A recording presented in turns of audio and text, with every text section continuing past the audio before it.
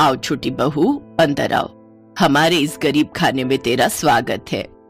नीलम अपनी छोटी बहू का गृह प्रवेश कर उसे घर के कमरे में ले आती है, जहां अंदर आते ही नीलम की छोटी बहू बबीता उस कमरे को चारों ओर से देखती है। ये देख उसकी सास नीलम उससे कहती है, क्या हुआ छोटी बहू, क्या देख रही हो? माँ जी, ये कमरा कुछ ज्यादा ही छोटा नहीं है? खैर, ये बताइए कि मेरा कमरा कहाँ है? शादी के रीति रिवाजों में मैं बहुत थक गई हूँ, अब मैं आराम करना चाहती हूँ। बहू, यही तेरा और तेरी जेठानी अनीता का कमरा है, तुम दोनों को अब यहीं रहना है। क्या माँ जी, ये आप कैसी बातें कर रही हो? मेरी अभी अभी नई नई शादी हुई है और हम दोनों देवरानी जेठानी एक ही कमरे में कैसे रहेंगी? तुम तो जानती हो बहू, हम लोगों की गरीबी, पूरे घर में यही एक कमरा है, इसलिए जो है उसी में ही गुजारा करना पड़ेगा। मैं तो खुद रसोई में खाट लगाकर सोती हूँ। बबीता मुंह बनाकर बैठ जाती है। शाम को उसकी जेठानी पानी लाकर उसे देती है और कहती है, ये लो बबीता, तुम्हारे लिए पानी, और कुछ चाहिए होगा तो कहना। फिर दोनों देवरानी और जेठानी अपने अपने पतियों के साथ एक ही कमरे में सो जाती हैं। कमरे के एक तरफ के बिस्तर पर जेठ जेठानी तो दूसरी तरफ देवर देवरानी सो जाते हैं। अचानक आधी रात को बबीता को गंदी बदबू आती है और उसकी आंख खुल जाती है। ये गंदी बदबू कहाँ से आ रही है? ऐसा लग रहा है जैसे बिल्ली कमरे में पॉटी करके चली गई हो। वो इधर उधर देखती है लेकिन उसे कुछ नहीं दिखता। कुछ देर बाद उसकी जेठानी उठती है और जोर से गैस छोड़ती है। ओहो, तो ये सारा किया धरा इन्हीं का है। इन्होंने जरूर मूली के पराठे खाए होंगे। पराठे खाकर अब मेरा जीना मुश्किल कर दिया इन्होंने। कि जेठानी तो आइटम हम छोड़े जा रही है, उन्हें जरा भी शर्म नहीं आ रही। हे भगवान, मैंने क्या क्या सोचा था कि मेरी सुहागरात ऐसी होगी। सुहागरात वाले दिन भी हो तो कुछ नहीं हो पाएगा, ऊपर से ये बदबूदार गैस और सूंघनी पड़ रही है। तभी जेठानी की आंख खुल जाती है और वो कहती है, अरे क्या हुआ देवरानी जी, तुम सोई नहीं? आप इतनी जहरीली गैस छोड़ रही हो, भला नींद किसे आएगी? ऊपर से ये मच्छर ये कानों में आकर गीत गुनगुना रहे हैं। तुम तो जानती हो देवरानी जी, मैं प्रेग्नेंट हूँ और ऐसे में गैस होना आम बात है। चलो अब सो जाओ, सुबह जल्दी उठना है। देवरानी अपनी किस्मत को कोसती हुई सो जाती है। अगली सुबह बबीता की मुंह दिखाई की रस्म होती है। मोहल्ले की औरतें आती हैं। बहू तो बिल्कुल चांद का टुकड़ा है। छोटी बहू, अब जैसे बड़ी बहू ने हमें खुशखबरी सुनाई है ना, वैसे तू भी सुना दे। क्या खाक खुशखबरी सुना दूं? शादी के पहले दिन से तो हम दोनों पति पत्नी अपने जेठ जेठानी के कमरे में सो रहे हैं, ऊपर से इन्हें खुशखबरी सुननी है। प्राइवेसी नाम की कोई चीज तो है ही नहीं यहाँ। ऐसे कुछ दिन बीत जाते हैं। एक रोज जेठानी अपनी माँ से फोन पर बात कर रही थी तो वहीं दूसरी तरफ बबीता भी अपनी बहन से बात कर रही थी, लेकिन एक ही कमरे में होने के कारण दोनों एक दूसरे से फोन पर ठीक से बात नहीं कर पाती। ओफो, क्या मुसीबत है, अब तो फोन पर भी बात नहीं कर सकते। इतनी ही परेशानी हो रही है तो कमरे से बाहर आंगन में जाकर बात कर लो। मैं क्यों जाऊं आंगन में, आप जाकर बात कर लो बाहर धूप में खड़े होकर। ओफो, तुमसे तो बहस करना ही बेकार है। ये कहकर जेठानी रसोई में खाना बनाने चली जाती है और फिर जब वो वापस आती है तो देखती है कमरा पूरी तरह बिखरा पड़ा है। सारा सामान यहाँ वहाँ पड़ा हुआ है। देवरानी जी, ये क्या है? आपने सारा कमरा फैला दिया और ये गीला तौलिया मेरे बेड पर ही डाल दिया, और ये कपड़े इस तरह क्यों रखे हुए हैं? जेठानी जी, भूलिए मत, ये सिर्फ आपका कमरा ही नहीं बल्कि मेरा कमरा भी है, और मुझे अपने कमरे में कैसे रहना है इसके लिए किसी की परमिशन की जरूरत नहीं है। इसके बाद गर्भावस्था में भी जेठानी सारे कमरे को अकेले ही साफ करती है। ऐसे कुछ दिन बीतते हैं और अब जेठानी की डिलीवरी का वक्त पास आ जाता है, इसलिए उसकी सास उसकी गोद भराई की रस्म रखती है, जिसके लिए अनीता शीशे के सामने खड़े होकर तैयार हो रही होती है, जिसे देखकर उसकी देवरानी कहती है, जेठानी जी, अगर आपका श्रृंगार हो गया हो तो अब आगे से हट जाइए, मुझे भी तैयार होना है। गोद भराई मेरी है तो पहले मुझे अच्छे से तैयार होने दो, तुम बाद में हो जाना। ओफो, क्या मुसीबत है, जब से इस घर में आई हूँ तब से कमरा, बाथरूम, यहाँ तक कि शीशा भी एक, हर चीज एक ही एक है। ना जाने कब तक मुझे हर चीज के लिए ये कॉम्प्रोमाइज करना पड़ेगा। हाँ तो मैं कौन सा चैन से जी रही हूँ? पहले मैं कितने आराम से अपने कमरे में रहती थी, लेकिन जब से तुम आई हो मेरे कमरे का तो हुलिया ही बिगड़ गया है। सारा दिन गंदा करके रखती हो, रहती तुम भी हो लेकिन सफाई अकेली मैं ही करती हूँ। अच्छा, तो ये क्या सिर्फ आपका ही कमरा है? अरे मेरा भी इस पर उतना ही हक है जितना आपका। बातों ही बातों में दोनों की बहसबाजी इतनी बढ़ जाती है कि दोनों के बीच झगड़ा शुरू हो जाता है, और इन सब के चलते अनीता को गलती से धक्का लग जाता है, जिसमें वो पेट के बल गिरने वाली होती है कि तभी उसका पति नरेश आ जाता है और वो उसे संभाल लेता है। भगवान का लाख लाख शुक्र है जो तुम गिरने से बच गई, नहीं तो आज अनर्थ ही हो जाता। अगर अभी मेरा बेटा यहाँ नहीं आया होता तो चोट लगने के कारण इस नन्ही सी जान को कुछ भी हो सकता था। अरे तुम दोनों को अपना ना सही, आने वाले इस बच्चे के बारे में तो सोचना चाहिए था। मैं मानती हूँ कि एक कमरा होने के कारण तुम्हें ये सब परेशानियां हो रही हैं, लेकिन इसका मतलब ये नहीं कि तुम हाथापाई पर उतर आओ।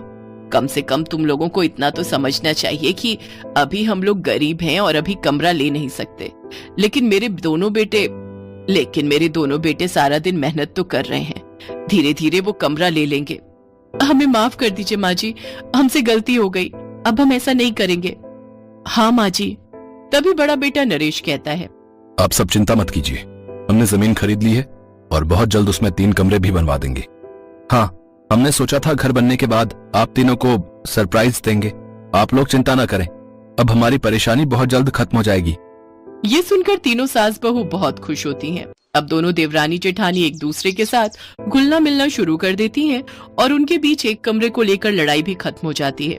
कुछ दिन बाद उनका घर भी बनकर तैयार हो जाता है और वो सब अलग अलग कमरे में खुशी खुशी रहने लगते हैं। निखिल सुधा का अपना बेटा था, जबकि सुनील सौतेला। इसी वजह से सुधा ने हमेशा ही निखिल और सुनील दोनों भाइयों में फर्क रखा। सुधा जब शादी होकर घर में आई थी तब सुनील 6 साल का था। सुनील बचपन से ही सुधा को छोटी माँ कहकर बुलाता था। सुनील ने अपनी माँ के देहांत के बाद सुधा को हमेशा माँ की तरह प्यार किया, पर सुधा ने कभी भी सुनील को अपना बेटा नहीं माना। इसी कारण सुनील की शादी भी वक्त से लेट हो गई। अब निखिल की शादी कंचन से होने जा रही थी। तब पिता के कहने पर सुधा ने सुनील के लिए भी एक गरीब घर की लड़की निशा को ढूंढ लिया। दोनों भाइयों की एक ही मंडप में शादी हो गई, पर सुधा के उसी सौतेले व्यवहार के कारण वो अपने खुद के बेटे निखिल और उसकी पत्नी कंचन पर ज्यादा ध्यान दे रही थी। निशा भी इस बात को अच्छे से समझ गई थी, पर वो कुछ नहीं बोली। रागिनी बेटा, अपनी छोटी भाभी कंचन का ज्यादा ध्यान रख, निशा पर ज्यादा ध्यान देने की जरूरत नहीं है। कंचन तेरी अपनी सगी भाभी है और निशा सौतेली। उसके लिए तू ऊपर वाले पुराने कमरे में चटाई बिछा दे। और हाँ, कंचन भाभी के लिए स्पेशल वो जो सजाने वाला होता है ना कमरे को, उसे बुला ले। वो कमरे को सजा जाएगा। अच्छे से बेड भी बढ़िया चादर बिछाकर ठीक कर देना। सुन रही है ना मेरी बात को, समझ ले। माँ, सुनील भैया मुझे अपने भाइयों की तरह प्यार करते हैं। मैं तो उन्हें हमेशा अपना बड़ा भाई मानती हूँ। आप क्यों उनसे सौतेला व्यवहार करते हो? निशा भाभी को कितना बुरा लगेगा, उनकी पहली रात वो भी चटाई पर, और कंचन भाभी बेड पर सोएंगी। तुझे जितना कहा है उतना कान खोलकर सुन ले, ज्यादा चू चपड़ करने की जरूरत नहीं है। चल जा अब यहाँ से, जितना कहा है उतना कर। निशा और कंचन ड्राइंग रूम में बैठी थी। कंचन और निखिल की सुहागरात के लिए बहुत सुंदर बेड तैयार हो रहा था और निशा के लिए पुराने कमरे में इंतजाम किया हुआ था। जमीन पर पुरानी चटाई बिछा दी थी। सुधा, ये लो बहू, बेटों के लिए बाजार से थोड़ी मिठाई और खाने पीने का सामान लाया था। सबको नाश्ता लगा दो। हाँ हाँ, अरे वाह, जलेबी, इमरती, अपनी बहुओं का अभी से ख्याल रखने लगे हो तुम। मैं परोस देती हूँ, लाओ मुझे दो। रोशनलाल को क्या पता कि जो नाश्ता वो अपनी दोनों बहुओं के लिए लेकर आया है वो दोनों बहुओं को नहीं मिलने वाला। उसे लगा कि सुधा अपनी दोनों बहुओं को एक समान समझ रही है, पर सुधा के लिए तो दोनों बहुओं में फर्क था। ये लो कंचन बहू, तुम्हारे ससुर जी तुम्हारे लिए रबड़ी, जलेबी, समोसे, इमरती और ना जाने क्या क्या सामान उठा लाए हैं। आराम से खाओ। थैंक यू माँ जी, बाबूजी को मेरी तरफ से थैंक यू बोल देना।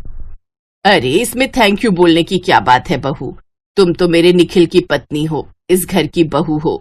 हम तुम्हारा ख्याल नहीं रखेंगे तो और कौन रखेगा।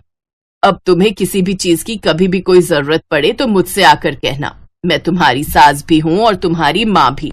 निशा वहीं बराबर में बैठी थी, पर सुधा ने सिर्फ एक प्लेट लगाई और वो कंचन को नाश्ते की प्लेट पकड़ाकर चली गई। अरे निशा भाभी, आप मेरे में से खा लो, लगता है माँ जी आपके लिए लाना भूल गई। नहीं नहीं कंचन, तुम खाओ, मुझे इतनी भूख नहीं है, अभी थोड़ी देर पहले ही तो नाश्ता किया था। ठीक है, जैसी आपकी मर्जी। सुनील अब तक सब कुछ देख चुका था, पर वो कुछ नहीं बोला। वो नहीं चाहता था कि घर का माहौल खराब हो। सुनील और निशा का मन बहुत खराब था। रागिनी का स्वभाव बहुत अच्छा था। भले ही वो सुधा की अपनी बेटी थी, पर वो अपने दोनों भाइयों में कोई फर्क नहीं करती थी। पर आज तो सुधा ने उसे भी चुप करवा दिया। वो भी कुछ नहीं कर पाई, और सुनील के पिता रोशनलाल को क्या ही पता कि उनके दोनों बेटों के लिए क्या इंतजाम किए गए हैं। रात हुई। कंचन और निखिल अपने कमरे में बेड पर सोने के लिए चले गए। उनका बेड बहुत सुंदर सजा हुआ था। पर सुनील और निशा के लिए कमरे में फटी और पुरानी चटाई बिछी हुई थी। सुनील और निशा के पास चटाई पर सोने के अलावा कोई रास्ता नहीं था। घर में किसी को कुछ कह भी नहीं सकते थे। निशा, तुम भी क्या सोच रही होगी कि तुम्हें कैसा पति मिला है जो तुम्हें चटाई पर सुला रहा है। मैं तुम्हारे लिए कुछ नहीं कर सका। क्या करूं? मैंने बचपन में अपनी माँ को खो दिया, तब से ही छोटी माँ को अपनी माँ माना है। मैं उनसे जितना मर्जी सगे वाला व्यवहार कर लूं, पर वो मुझे अपना सौतेला बेटा ही मानती हैं। मुझे माफ कर दो निशा। अरे, आप मुझसे माफी क्यों मांग रहे हो? मुझे कोई परेशानी नहीं है। मैं आपके साथ शादी करके बहुत खुश हूँ। प्लीज आप ऐसे मत कहो। मैं बहुत खुश हूँ। और आपको पता है, मुझे तो चटाई पर सोना बहुत अच्छा लगता है। कभी कभी जब गर्मियां होती थी तो मैं तो सीधा चटाई लेकर छत पर चली जाती थी और आराम से ठंडी हवा में सोती थी। और आज देखो, मुझे फिर से चटाई पर सोने का अवसर मिला है। मेरे दिमाग में एक आइडिया है। अगर आप मेरा साथ दो और मुझे गलत ना समझो, तो क्या हम दोनों आज की रात छत पर सोने चले, ठंडी ठंडी हवा में? हम एक दूसरे से बातें करेंगे और रात कब बीत जाएगी पता ही नहीं चलेगा। हाँ हाँ, क्यों नहीं निशा। तुम मेरी पत्नी होने के साथ साथ मेरी दोस्त भी हो। चलो हम दोनों आज की रात छत पर सोएंगे। उस रात सुनील और निशा एक दूसरे का साथ पाकर बहुत खुश थे। दोनों एक दूसरे को समझ रहे थे। निशा और सुनील उस रात चटाई लेकर छत पर सोने के लिए चले जाते हैं। इधर सुधा बहुत खुश थी कि उसकी सौतेली बहू चटाई पर सो रही है। पता नहीं बड़े भैया भाभी चटाई पर कैसे सो रहे होंगे। माँ, उनके कमरे में तो मच्छर भी बहुत है, ना ही कूलर है और ना ही पंखा ठीक से चलता है। इतनी गर्मी है। निखिल भैया के कमरे में तो एसी चल रहा है। कंचन भाभी भी तो आराम से सो रही होंगी। हम भी तो यहाँ एसी की हवा में सो रहे हैं। हमने उनके साथ ठीक नहीं किया माँ। रागिनी नहीं जानती थी कि उसकी सारी बातें उसके पिता ने सुन ली है। क्या कहा? सुनील और निशा ऊपर पुराने वाले कमरे में सो रहे हैं? क्यों? सुनील का कमरा तो नीचे है ना, तो ऊपर क्यों उसे सुलाया है? और ऊपर तो पंखा भी ठीक से नहीं चलता। ये सब क्यों किया तुमने सुधा? मैं अभी बच्चों को नीचे बुलाता हूँ। रोशनलाल जैसे ही गुस्से में जाने लगता है, सुधा उसे रोक देती है। अरे पागल हो क्या? आज दोनों बच्चों की सुहाग रात है। आधी रात में उन दोनों को परेशान करोगे, अच्छा लगेगा? अब मैंने जो करना था कर दिया।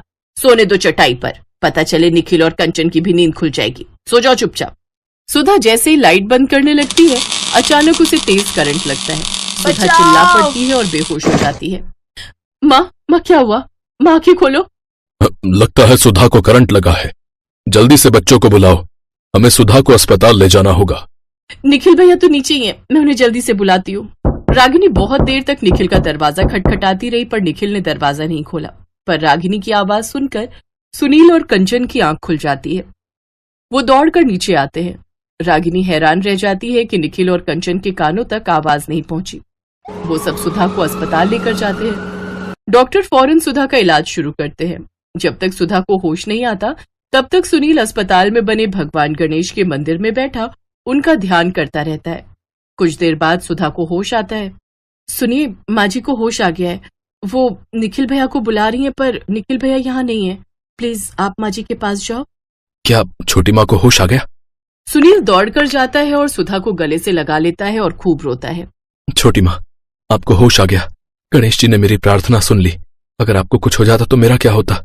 माँ, पहले भी माँ मुझे छोड़कर चली गई। आपको इस हालत में देखकर मैं घबरा गया था, पर भगवान ने आपकी जान बचा ली। मेरी माँ मुझे वापस दे दी। निखिल कहाँ है? माँ, निखिल भैया और कंचन भाभी ने तो दरवाजा ही नहीं खोला। सुनील भैया और निशा भाभी फौरन नीचे आ गए और आपको अस्पताल ले आए। रागिनी की बातें सुनकर सुधा की आंखें शर्मसार हो गई। जिन्हें सुधा अपना सौतेला बेटा बहू समझ रही थी, आज मुसीबत के समय वही दोनों साथ खड़े थे। सुधा ने अपने आप से वादा किया कि उसने अब तक जो भी गलतियां की हैं, वो उनको नहीं दोहराएगी। उस दिन पहली बार सुधा ने सुनील और निशा को अपने बच्चों की तरह गले से लगाया। रोशनलाल और रागिनी दोनों की आंखों में खुशी के आंसू आ जाते हैं। सुनील और निशा दोनों सुधा के प्यार को पाकर बहुत खुश थे। सुबह जब निखिल और कंचन कमरे से बाहर आते हैं, तब उन्हें सारी बात पता चलती है। पर उस एक रात में सब कुछ बदल चुका था। सुधा और सुनील के बिखरे हुए रिश्ते जुड़ गए थे।